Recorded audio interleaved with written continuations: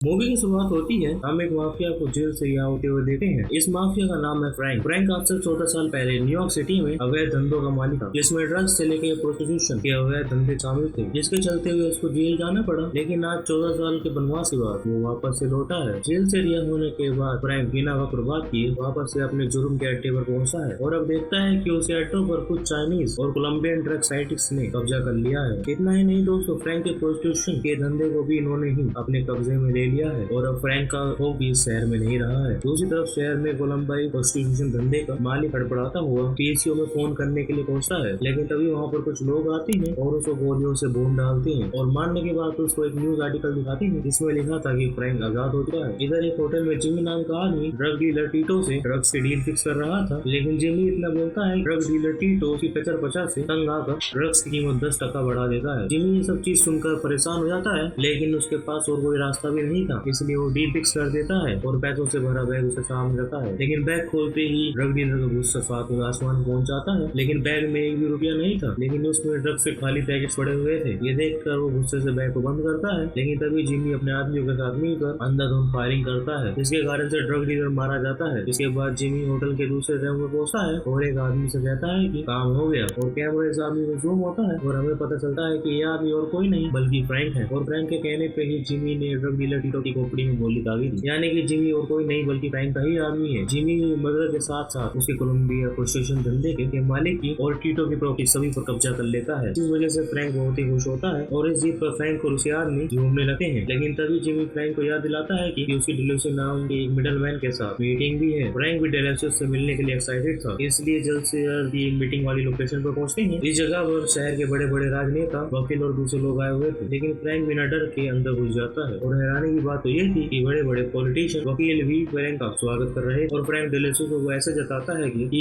उसको बिजनेस कैसे स्टार्ट करना है, इसलिए वो डेलेसियो से कहता है कि क्ले के साथ मीटिंग फिक्स करो और फिर कुछ जेनिफर के साथ मेट्रो में चला जाता है। इधर डेलेसियो फ्रैंक का मैसेज लेकर क्ले के पास पहुंचता है, लेकिन क्ले कोई मीटिंग फिक्स न करते हुए डेलेसियो को यहाँ से भगा देता है, क्योंकि डेलेसियो ने कल उसका मजाक उड़ाया था, इसलिए गुस्से में आकर वो डेलेसियो को बाहर फेंक देता है। इधर मेट्रो में फ्रैंक और जेनिफर का कार्यक्रम चालू था, लेकिन तभी यहाँ पर कुछ हिंदी चोर आ जो वैसे तो फ्रैंक और जेनिफर को ठगने के लिए आए थे, लेकिन जैसे ये फ्रैंक हाथ में बंदूक देखते हैं वैसे ही तुम दबाकर भागने लगे हैं। लेकिन फ्रैंक उनको मारने की जगह पर पैसे देता है और होटल में मिलने के लिए बुलाता है। और अब फ्रैंक भी वापस से होटल में आ चुका था और यहाँ पर फ्रैंक को पता चलता है कि क्ले ने उसके ऑफर को ठुकरा दिया है, जिसके कारण फ्रैंक को क्ले से मिलने के लिए जाता है। इस जगह पर पहले से ही क्ले और उसके कुछ बिजनेस पार्टनर बैठे हुए थे। फ्रैंक यहाँ पर आता है और उसको उसके बिजनेस में शामिल करने के लिए कहता है, लेकिन क्ले को अपने बिजनेस में शामिल करने से मना कर देता है और साथ ही उसका मजाक भी उड़ाता है। इस वजह से फ्रैंक को गुस्सा आ जाता है और वो बंदूक निकालता है और क्ले को यही मार गिराता है। फ्रैंक क्ले को जब तक गोलियां मारता है जब तक उसकी जान नहीं जाती। ये देखकर बाकी के बिजनेस पार्टनर डर जाते हैं और क्ले की बॉडी देकर फ्रैंक को अपने बिजनेस में शामिल करने के लिए मान जाते हैं। और फिर फ्रैंक मेयर से मिलकर हॉस्पिटल की फंडिंग के बारे में पूछा है। दरअसल शहर में एक अस्पताल है जो कि फंडिंग की वजह से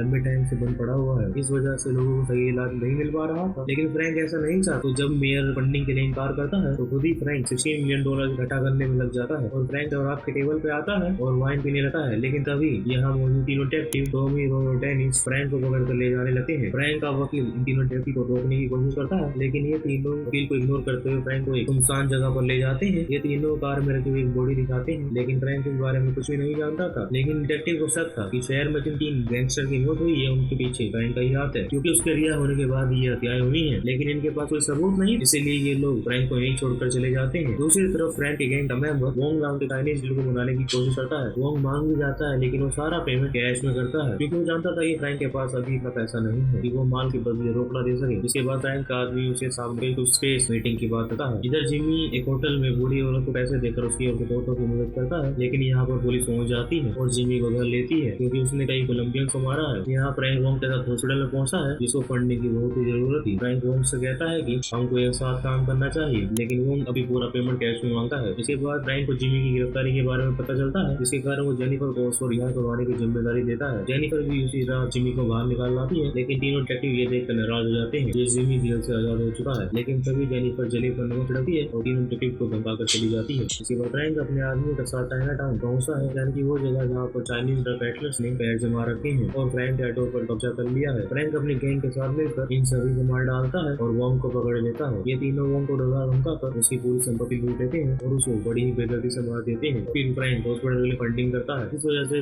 पब्लिक के लिए हॉस्पिटल फिर से चालू हो जाता है और फ्रैंक और बाकी सभी जश्न में डूब जाती है। लेकिन वही डैनी से सब देखकर बहुत ही गुस्से में था। लेकिन तभी उसका साथी कहता है कि अगर फ्रैंक ऐसा ही करता रहा तो वो एक दिन हीरो बन जाएगा और हम यूं ही नौकरी की बचाते रह जाएंगे और फिर कानून के दायरे में रहकर को पकड़ना भी मुश्किल होगा। लेकिन डैनी चाहता है कि अगर हम गैंगस्टर बनकर फ्रैंक पर हमला करें तो इससे गैंगस्टर के बीच तनाव पैदा होगा। हालांकि डैनी के साथ इस प्लान को खास रिस्पॉन्स नहीं दे रहे थे। इधर फ्रैंक और उसकी गैंग दारू पार्टी के मजे ले रही थी। लेकिन तभी उससे मिलकर डेरिसी कार्टर घोषणा आता है जो कि लॉस एंजलिस से है। ये आदमी जानता था कि फ्रैंक के पास 200 पाउंड का माल है और कार्टर उसको खरीदना चाहता है। लेकिन कार्टर कहता है कि मैं आधा पैसा अभी दूंगा और आधा बाद में दूंगा। लेकिन फ्रैंक पूरा पैसा एक साथ मांगता है। इस पर ये आदमी को कुछ टाइम मांगते हैं और बाहर निकल जाते हैं। फ्रैंक एक आदमी को मार देता है और एक गैंगस्टर की पूरी फौज फ्रैंक की टीम पर हमला कर देती है। लेकिन फ्रैंक इससे पहले जिमी को लेकर यहाँ से बाहर निकल जाता है और गाड़ी में बैठकर जाने ही वाला था। लेकिन तभी एक हमलावर उनकी गाड़ी से लटक जाता है। जिमी सामान उतार के देता है कि ये पुलिस वाला है। इसी कारण वो उसको धक्का देकर नीचे गिरा देता है, जिस वजह से पुलिस वाला मारा जाता है। और अब गैंगस्टर की पूरी फौज फ्रैंक की गाड़ियों का पीछा कर रही थी। तभी कैमरा गैंगस्टर की गाड़ी की तरफ घूमता है और हम देखते हैं कि ये तो डेनिस और टॉमी है, यानी कि गैंगस्टर नहीं, ये तो पुलिस वालों की फौज है। डेनिस और टॉमी फ्रैंक की गाड़ी पे फायर करते हैं लेकिन फ्रैंक इनको चकमा देने में कामयाब हो जाता है और ये उसको ढूंढते ही रह जाती है। लेकिन कुछ दूर जाकर फ्रैंक की गाड़ी का एक्सीडेंट हो जाता है और जिस वजह से डेनिस और टॉमी भी उसकी गाड़ी तक पहुंच जाते हैं। लेकिन फ्रैंक और जिमी फायरिंग करते हुए यहाँ से भाग जाते हैं। टॉमी जिमी के पीछे जाता है और डेनिस फ्रैंक की। लेकिन तभी जिमी टॉमी को फायर करता है, जिसको बचाने के लिए डेनिस जिमी को मार डालता है। लेकिन डेनिस अपने दोस्त को भी नहीं बचा पाता, यानी कि टॉम और जिमी दोनों मारे जा चुके हैं। डेनिस टॉमी की मौत से बहुत ज्यादा उदास होता है और अगले दिन उसके अंतिम संस्कार में जाता है। लेकिन वो अपने आंखों को कंट्रोल नहीं कर पा रहा था और इसलिए यहाँ से निकल जाता है। लेकिन वो ज्यादा दूर जाता तो उसको भी शूट करके मार दिया जाता है। इसके बाद हम फ्रैंक को देखते हैं जो अपने हेडक्वार्टर में जाता है। डेलिसियो को पकड़ के रखा था। डेलिसियो बताता है कि उसको पुलिस को खबर देने के बदले पैसे मिले थे, इसलिए फ्रैंक उसको कहता है कि उसको उसके पैसों के संग दफना दो। उसी रात रोए व्यक्ति जो अपने घर पे जाता है तो देखता है कि फ्रैंक वहाँ पर मौजूद है। फ्रैंक अपने सभी गुनाह कबूल करता है। वो बताता है कि मैंने एक को मारा है, चाइल्ड प्रोस्टिट्यूशन जैसे बिजनेस करता था और मैंने किंग टीटू और बाकी को मारे हैं। फ्रैंक कहता है मैंने यूं ही इनको नहीं मारा, बल्कि ये लोग तो मरने के लायक थे, फिर चाहे कानूनी उनके साथ ही ना। फ्रैंक रोय को हथकड़ी बांधते जाने लगा है और कहता है कि अभी और लोगों को मारना है जो कि मरने के ही लायक है। फ्रैंक के जाते ही रोय को आजाद करता है और उनके पीछे पीछे मेट्रो में पहुंच जाता है, जहाँ फ्रैंक रोय को भी मार डालता है। लेकिन इतनी भागदौड़ और फायरिंग के भी फ्रैंक भी बुरी तरीके से घायल हो चुका था। अब वो मेट्रो से बाहर जाता है और एक टैक्सी में बैठ जाता है। टैक्सी का ड्राइवर जब फ्रैंक के हाथ में बंदूक देखता है तो वो उसको अकेला टैक्सी तोड़कर बाहर निकल जाता है और पुलिस